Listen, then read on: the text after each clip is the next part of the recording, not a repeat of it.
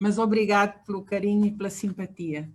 Boa tarde a todos vocês, é um prazer muito grande estar convosco e partilhar-vos um pouco desta experiência que eu tive o privilégio de viver e de ter com Paulo Freire e com a equipa dele.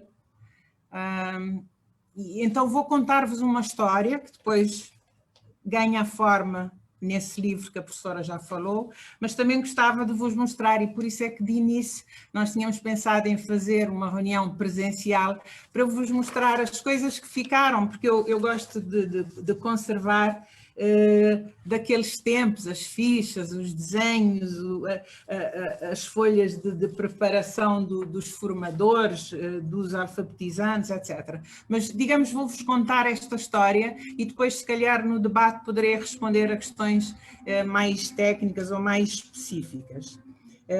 Mas antes, se me permite, professora, e se me permitem todos vocês, porque estamos no mês de julho e a Moana falou-me do dia de Nelson Mandela, eu gostava de falar de 3 datas importantes do mês de julho.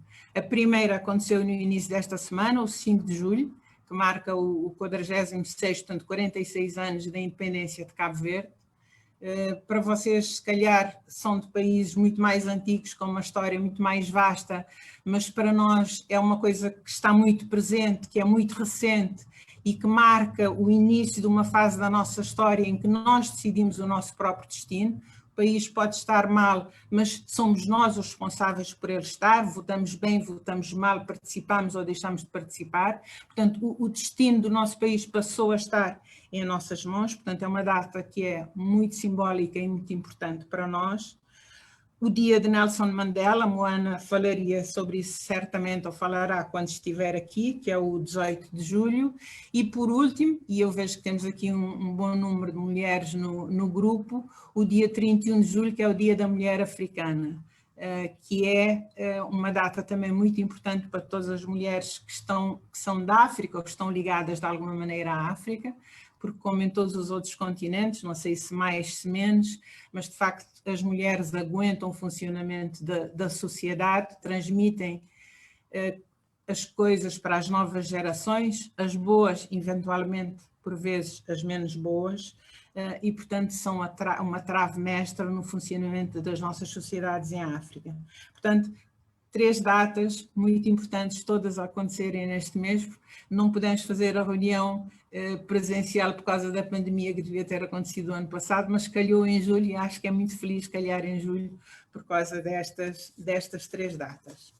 Mas voltando à alfabetização, a minha experiência com a alfabetização é uma experiência que acontece em Lisboa, em Portugal, nos meus tempos de estudante, e não é aqui que eu conheço Paulo Freire, eu conheço Paulo Freire depois, na sequência disto, e em Cabo Verde, e depois mais tarde na Guiné-Bissau, pouco depois na Guiné-Bissau.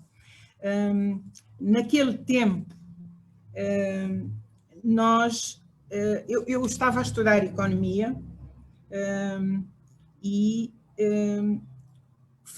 passei a dada altura dos meus estudos a fazer parte do que era na época o movimento de libertação que lutava pelas independências da Guiné e de Cabo Verde, que na Guiné-Bissau ainda hoje se chama o PAIGC, o Partido Africano da Independência da Guiné e Cabo Verde, e portanto nós tínhamos preocupações de ordem social muito fortes, de lutar por igualdade, por justiça social, para além da questão simplesmente da independência.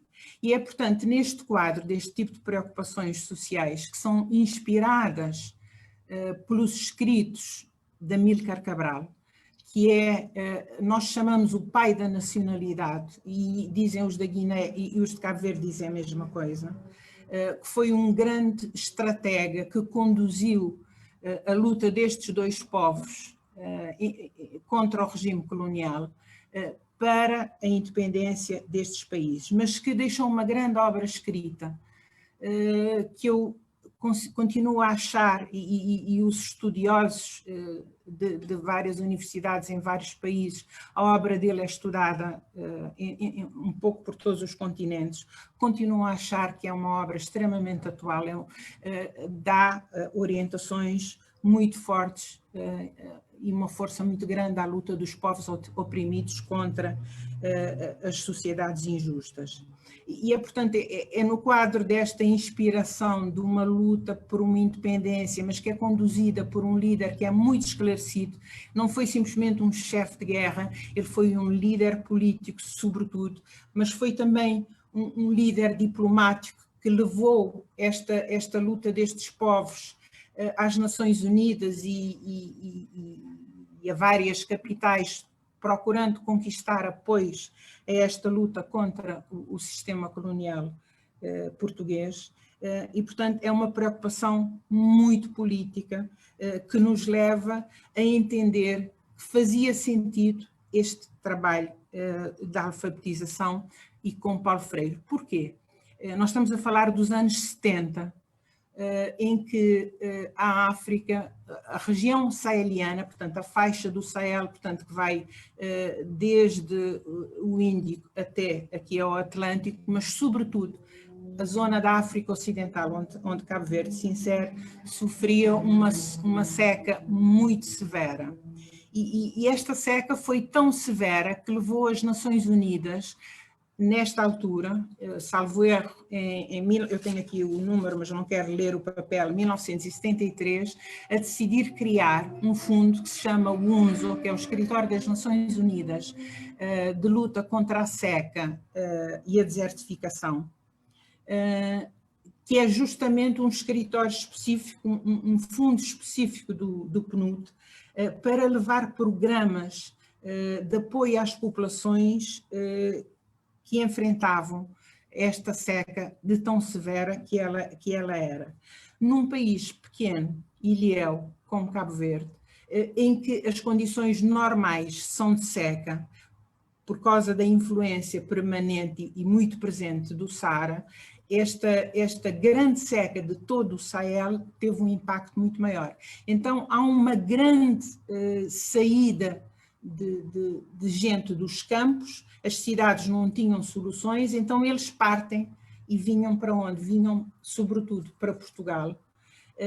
Portugal, naquela época, estava a sofrer, ou tinha sofrido, um grande fluxo migratório de trabalhadores que saíram daqui para a Europa, para vários países europeus, mas eu penso que talvez sobretudo para a França. Então havia uma grande falta de mão de obra num conjunto de setores, nomeadamente a construção civil em Lisboa, por exemplo. Então esta mão de obra cabo-verdiana sai na busca de melhores condições de vida, na busca, não é de melhores, na busca de condições de vida, porque lá, de facto, não havia na época soluções, então vem à procura de sustento para as famílias que ficaram lá. E vem preencher este buraco que foi deixado pelos portugueses que emigraram, nomeadamente para a França. Houve uma altura, já a meados, digamos, dos anos 70, em que a comunidade cabo-verdiana em Portugal era a maior comunidade estrangeira.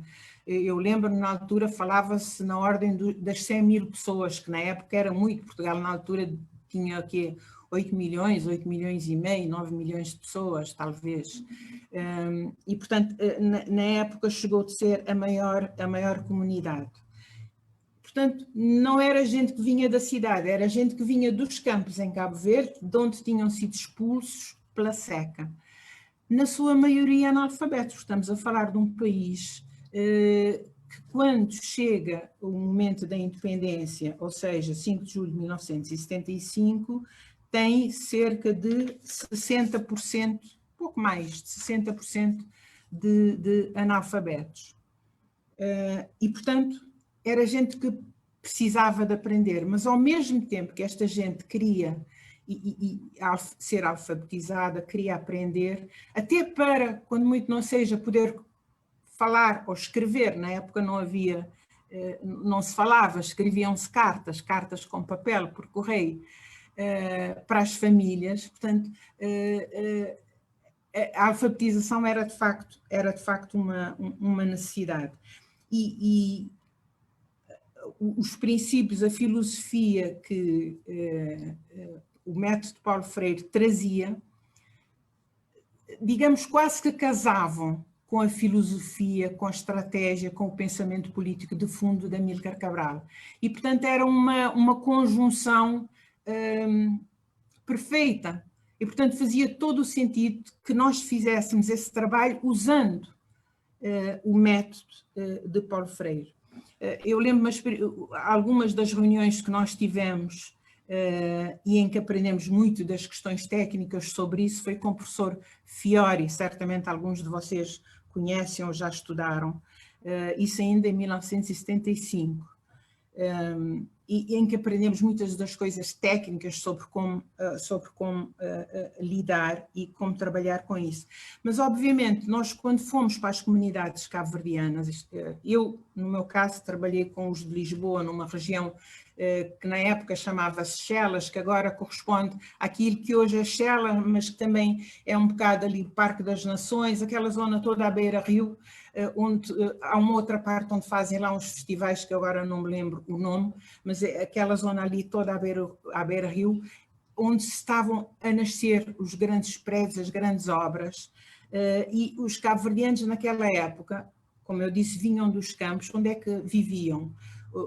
Os patrões, os construtores civis criavam aquilo que a gente chamava os barracões, que era como se fossem umas grandes camaratas, onde viviam com beliches, onde viviam dezenas de homens. Eu agora já não me lembro quantos homens andavam em cada camarata, mas não sei, 40, 50, aquilo era a casa daquele grupo e havia vários barracões e nós íamos a esses barracões em determinados dias da semana, num determinado horário, que normalmente era um horário de final de dia, porque era depois que eles terminassem o seu dia de trabalho, íamos fazer a alfabetização com o método Paulo Freire. Eles viviam nesses barracões, portanto, dormiam, mas lá estavam os seus parques haveres, porque não tinham muitos haveres, lá cozinhavam, e, portanto, a sua vida, aquilo era como se fosse uma outra família que eles tinham, em alternativa à família que tinha ficado para trás. E então nós íamos fazer isso. Mas nós estamos a falar num mesmo momento em que aqui os democratas portugueses estavam a fazer a luta contra o fascismo, em que nós, digamos, parte do movimento estudantil, estávamos a fazer a luta pela independência dos nossos países, e estou a falar de Cabo Verde, mas a mesma coisa para os colegas da Guiné, de Angola, de Moçambique, e, portanto, fazia todo o sentido nós juntarmos também esta mensagem de Cabral, este anseio e esta busca da independência junto destes trabalhadores. E, portanto, ao mesmo tempo que nós levávamos a alfabetização, nós levávamos, digamos, um trabalho de consciencialização política, inspirados pelo PIGC e pela obra de Amílcar Cabral, para despertá-los para a independência, para que eles entendessem porque é que estavam cá, porque é do camponês na sua terra, acabou por transformar-se em operário de construção civil, a fazer um prédio num país em que passava frio, em que passava eventualmente fome. Que situação é que nós poderíamos ter, que país diferente é que nós poderíamos ter se nós tivéssemos o destino do país em nossas mãos. Portanto, juntámos estas duas coisas, porque as obras destes dois ideólogos, digamos assim, eu não sei se o termo é o mais correto, Cabral, mas também Paulo Freire, permitiam isso, porque eles confluíam, havia uma convergência muito clara de preocupação social, de busca de justiça, de luta contra uma sociedade injusta.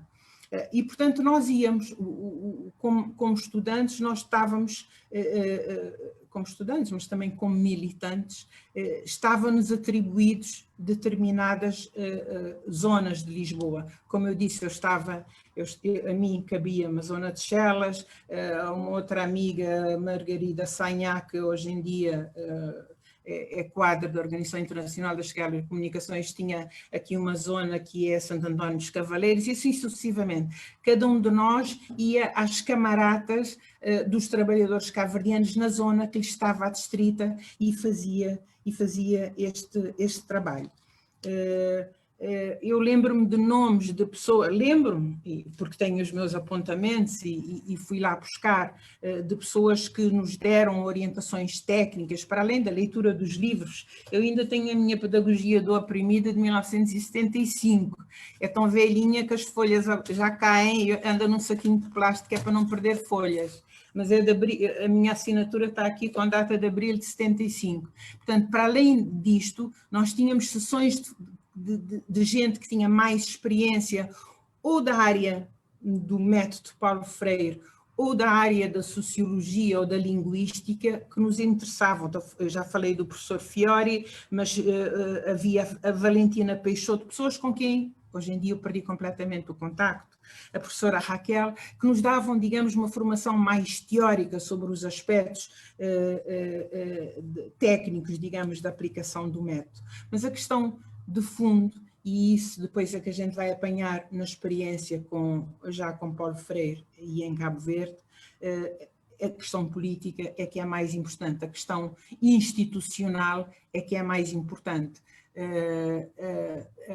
E, portanto, esta experiência começou assim, portanto, como estudante, a fazer a alfabetização junto da diáspora cabo-verdiana, era a diáspora cabo-verdiana, na época as outras talvez não fossem tão importantes em termos de números, mas nós trabalhávamos com aquela que vinha de Cabo Verde, foi tão importante que nós achámos que, considerando o país que era importante que esta experiência também ocorresse lá. Na reunião a que eu já falei, que aconteceu em 75 com o professor Fiori, ele falou da disponibilidade que havia naquela época do Conselho Mundial das Igrejas de financiar a ida de Paulo Freire a Cabo Verde e à Guiné-Bissau para partilhar com os que estivessem interessados sobre o método, ver o que se poderia fazer, etc. Havia também a disponibilidade, se não me falha a memória, da Unesco, que era para colocar lá uma equipa por um tempo maior. A missão de Paulo Freire e da equipa dele seria necessariamente uma missão de curta duração, mas a outra equipa seria uma equipa de mais longo termo, meia dúzia de meses, para fazer um trabalho mais continuado. E então decidiu-se que efetivamente nós deveríamos ir a Cabo Verde e discutir estas questões com as autoridades. E as autoridades efetivamente acolheram, porque vinham da luta e vinham com aqueles princípios muito frescos, aquela vontade de mudar, de alterar, de introduzir mais participação, de introduzir mais justiça social, e portanto acolheram bem estas propostas, estas experiências, e efetivamente Paulo Freire foi recebido. Se não me falha a memória, foram 2 visitas. Eu tenho os apontamentos da visita de 76, não tenho da outra, mas se não me falha a memória, terá sido em 78, eventualmente 79, agora já não consigo, não tenho esse resto. Eu sei que em Cabo Verde existem no Ministério da Educação relatórios, mas ainda não consegui que me arrancassem aqueles relatórios desse tempo. Mas dos meus apontamentos eu tenho a de visita de 76, mas há uma segunda, portanto terá sido talvez 78 ou 79. Mas nesta primeira, e a partir daí a gente vê de facto a metodologia, o sentido dele. A alfabetização não é um assunto de educadores, de alfabetizadores, de Ministério da Educação. A alfabetização é um assunto de todo um aparelho, não é um assunto só do Ministério da Educação, é do conjunto das instituições do Estado. E as notas que eu tenho das várias reuniões com várias instituições, inclusivamente as Forças Armadas, porque naquela altura as Forças Armadas eram Forças Armadas que tinham vindo da luta, não é? Eram dirigidas por gente que tinha vindo de fazer a guerra, a luta de libertação nacional, e portanto não eram militares, eram militantes armados, como nós costumávamos dizer naquela época. Agora já é diferente, já estamos 40 anos depois, já há umas forças armadas que são republicanas, formadas em academias ocidentais, etc. Mas naquela altura ainda eram os militantes que tinham posto armas em suas mãos para lutar e tirar dos nossos países o poder colonial, e portanto era muito claro, e portanto a alfabetização fazia-se também nos quartéis, portanto todos os caminhos que fossem possíveis para trazer aquela população analfabeta para, digamos, em termos de hoje, para a cidadania, eram utilizados. E a verdade é que uma das conclusões, ainda antes de chegar lá, uma das conclusões que saiu desta ronda de contactos, fomos a várias ilhas, ele pôde discutir e ouvir quem estava a fazer nas várias ilhas e o quê, e discutir-se porquê, onde funcionou, onde deixou de funcionar, quais as dificuldades. Uma das conclusões que chegou é que era necessário criar-se uma comissão nacional, era necessário que todas as instituições fossem parte deste processo. E, efetivamente, passou-se a alfabetização, que no início era uma coisa assim meio tímida, a iniciar com um bando de carolas e com muita militância, depois converteu-se numa preocupação de Estado, envolvendo várias instituições do Estado, envolvendo vários, desculpem, está aqui uma mensagem, vários parceiros, no sentido de se converter em uma obrigação de Estado, não é uma coisa do Ministério da Educação, mas é uma obrigação de Estado. E a verdade é que os resultados mostram que esta aposta que Paulo Freire defendia e que foi implementada produziu resultados. Como eu disse, no momento da independência, segundo a tese de doutoramento de Cursinho Tolentino, havia uma taxa de alfabetização de 39,3%, portanto tínhamos um analfabetismo de mais de 60%. Em 2005, a taxa de alfabetização já vai para 85%. Em 2010, a Unesco atribuiu, o analfabetismo já estava reduzido à ordem dos 20%, 15, 20%, de tal modo que a Unesco atribuiu a Cabo Verde o Prémio Internacional da Literacia, para reconhecer este trabalho e muito em particular um programa, o programa que se chamava Alfabetização, e eu tenho aqui a nota, não sei agora onde é que está, mas era um programa que dava um lugar muito importante às mulheres no processo da alfabetização. E, portanto, isso mereceu a Cabo Verde esse prémio internacional. Eu lembro-me de essa equipa de Paulo Freire, eu lembro-me de Elsa, a querida esposa dele, que participava em tudo. Acho que de a origem ela era alfabetizadora e, portanto, era um membro permanente, muito ativo e participante em todas as tarefas. E era muito bonito ver aquela relação entre aqueles dois. Eles quase já nem precisavam de falar, olhavam e estava tudo dito, ou de vez em quando uma coisinha assim no ouvido do outro e já passava.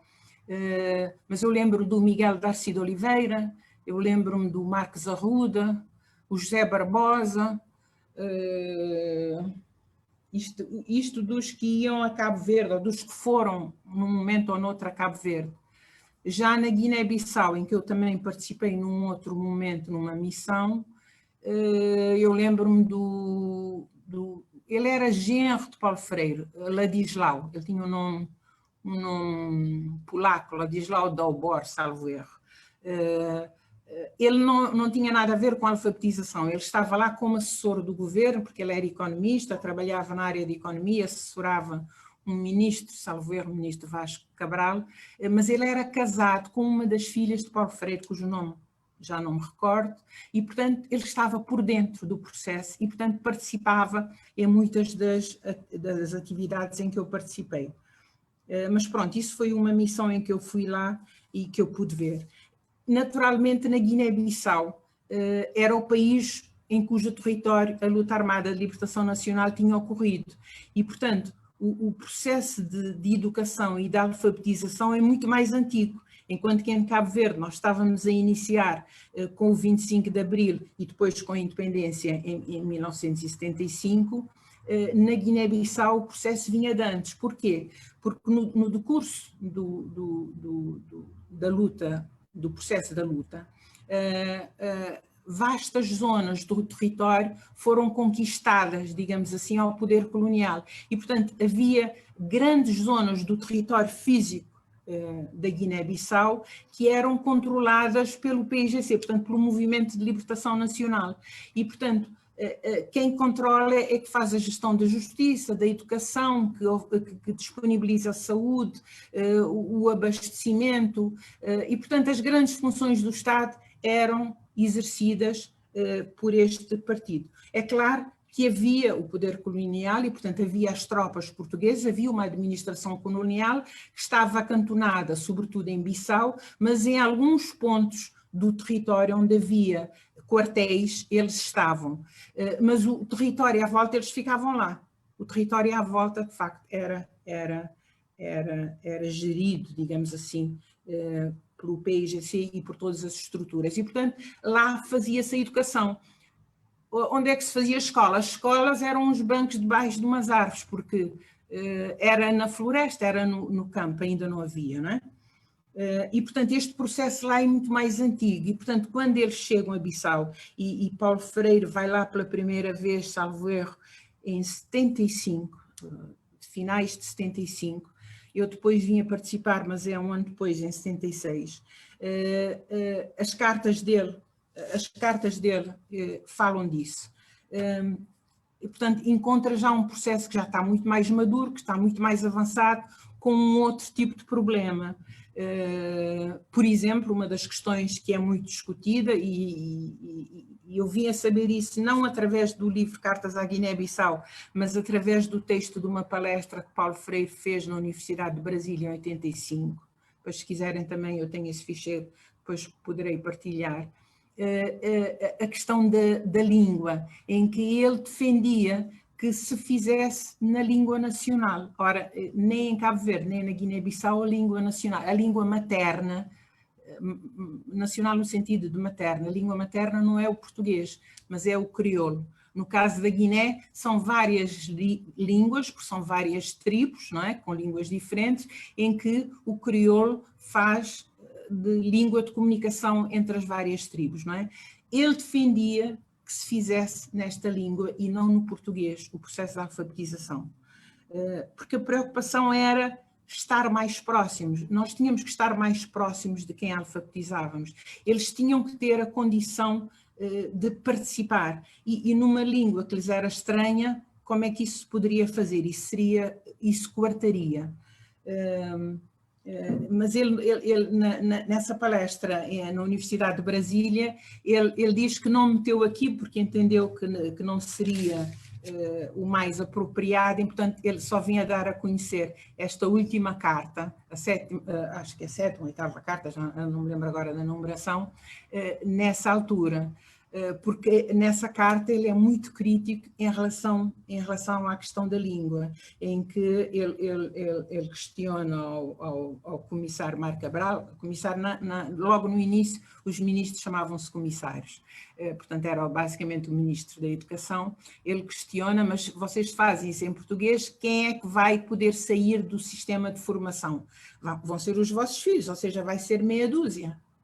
A grande maioria não vai correr o sistema de educação, a grande maioria das pessoas vai ser excluída e vai voltar ao campo ou às suas atividades tradicionais porque não vai conseguir evoluir nesse sistema. E, portanto, para ele era muito importante esta questão da língua.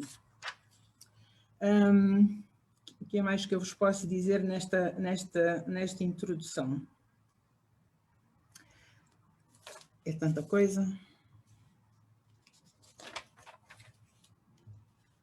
Talvez falar-vos de algumas lições e depois as coisas que me escapou, a gente volta se houver questões em relação a isso. Algumas lições que me marcaram e que me marcaram toda a minha vida profissional. Como sabem, eu sou economista de formação e, portanto, estas coisas são uma questão de cidadania, de militância política e não de formação, porque de formação não sou da área da educação. Uma das lições é as relações, ele sublinhava sempre as relações entre a educação e a produção. Não podíamos estar a fazer a alfabetização, no nosso caso era dos trabalhadores, mas depois em Cabo Verde seria das populações ou das comunidades, onde fosse, num processo que estava desconectado da vida daquela comunidade. O processo da alfabetização tinha que estar associado, para ser bem sucedido, a um processo de alteração das condições de vida dos alfabetizantes, ou por melhoria das condições económicas, ou por alteração das condições de vida ao nível social, ou outra, mas era muito importante que o processo de alfabetização estivesse ligado a um conjunto de outras atividades nas comunidades. Eu lembro que umas reuniões que fizemos na Ilha de Santo Antão, em que as pessoas estavam desmotivadas e não estava a funcionar, e a análise que se faz, e depois a leitura que ele faz é essa, mas as pessoas estão a ver daquilo que nós vimos, ele está a ser um professor tradicional. O professor tradicional não pode funcionar aqui. E, portanto, esta ligação é muito importante. Não podemos desligar a alfabetização de adultos da atividade produtiva. Tem que estar ligado com as condições de vida dessas pessoas e dessas comunidades. Outra coisa, aliás, eu já referi no início, não é possível desligar a alfabetização do sistema educacional global. Portanto, ele tem que estar inserido e esse foi um dos sucessos que permitiu Cabo Verde fazer aquela caminhada em 35 anos e até ser premiado pela Unesco. Tem que ser parte do sistema global. Mas também não pode ser responsabilidade exclusiva do Ministério da Educação, mas sim de todos os ministérios. Já falei da questão da educação. Outra lição que fica é a importância que tem a questão da escolha das palavras geradoras. É fundamental.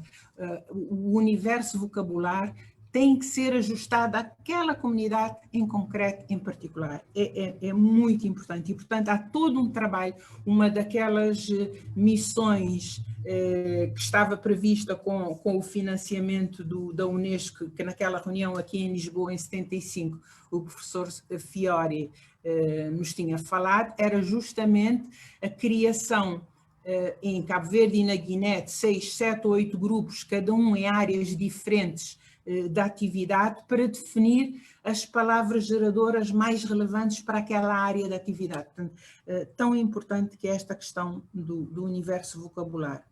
A outra questão é a importância do papel do alfabetizador, do coordenador do Círculo de Cultura. Voltando à conversa com o professor Fiori, ele ensinava-nos que o alfabetizador não é, eu estou a citar os meus apontamentos, agora já eu estou a falar com base nos apontamentos de 75, não é um propositor, mas sim um provocador, um indutor. Ou seja, ele tem que ser capaz de levar o grupo a fazer a crítica, não é ele que pode fazer a crítica. Aliás, há um episódio muito bonito que Paulo Freire conta numa das cartas que estão no livro, Cartas à Guiné-Bissau, em que ele conta de uma zona no interior da Guiné, em que eles foram visitar e entra o alfabetizador e os alfabetizantes estão todos lá, e ele comenta, ele e Elsa, sobre este episódio. E, portanto, o alfabetizador entrou pegou numa, eu achei este episódio muito bonito, pegou numa vassoura e começou a varrer, aquelas vassouras tradicionais, aquelas palhotas, portanto o chão de terra batido, e ele começou ali a varrer, e nunca mais parava de varrer e de limpar, até que as pessoas às tantas já estão a ficar irrequietas e enervadas, e um deles diz, mas quando é que vai começar a alfabetização? Você não para de fazer a limpeza. Ele disse, não, a sessão começou desde que eu entrei na sala. A nossa palavra geradora hoje é limpeza. E ele começou a desenvolver o seu trabalho. E Paulo Freire conta esta história, é um dos episódios que ele conta, que é muito bonito, a maneira como este alfabetizador introduziu e envolveu e provocou aquela turma, para que aquela turma se envolvesse e entrasse no assunto. Eu, como vos disse, no nosso caso estávamos a falar de camponeses que tinham sido expulsos do campo pela seca e, portanto, uma das palavras-chave, geradoras-chave, era a chuva, né? Porque nós estávamos a fugir da seca. E, justamente, outra palavra-chave era o trabalho. Isto eram desenhos que eram feitos por colegas que tinham mais jeito para fazer estas coisas. Nós na época tínhamos poucos meios, era o que via, eram estudantes, e estudantes geralmente são cabrados, né? Muito mais naquela época. As nossas fichas de alfabetização eram estas, não foram feitas especialmente por nós. Houve um professor português, que é o professor Lindley Sintra, que pegou na lista das palavras geradoras do Brasil e converteu-as numa lista para aqui. Nós pegamos nisso e a partir daqui fizemos alguns ajustamentos para a nossa realidade, não é? Mas eu tenho aqui algumas que estão arriscadas a dizer não. Portanto, esta não se aplicava no nosso caso, mas era o material que nós tínhamos e eram estes materiais que nós utilizávamos.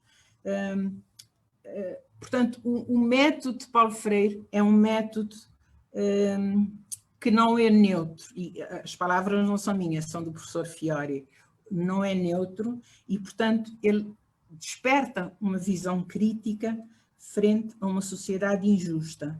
E, portanto, é isso que nós temos que ser capazes como alfabetizadores. Eu estou a falar como alfabetizador porque ficou aquela coisa, não é?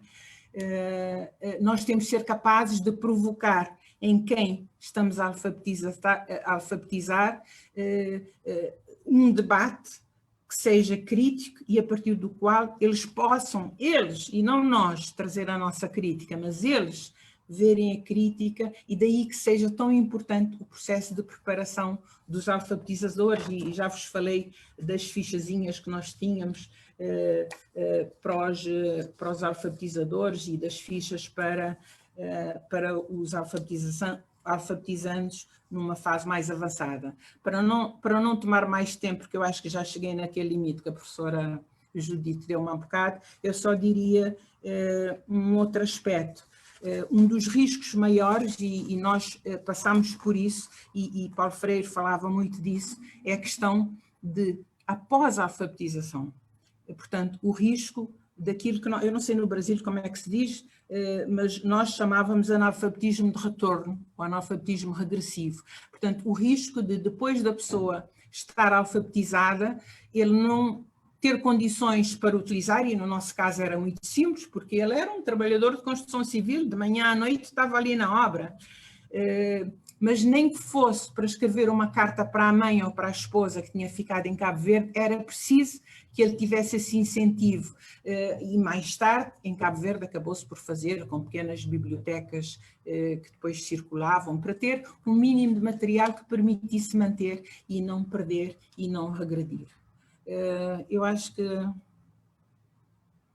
eu ficava por aqui e depois responderei a todas as questões que me quiserem colocar.